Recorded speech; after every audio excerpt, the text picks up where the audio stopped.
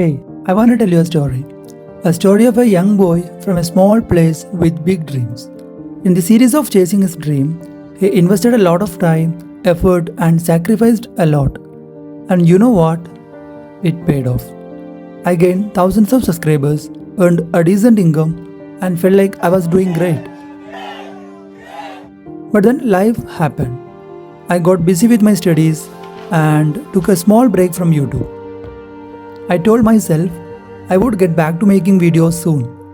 But soon turned into months, and months turned into years. Before I knew it, I had lost my channel, my subscribers, my viewership. I lost everything right under my nose. It's like dreams are slipping away from me, and now I feel like demotivated. It's like starting everything from the very scratch again.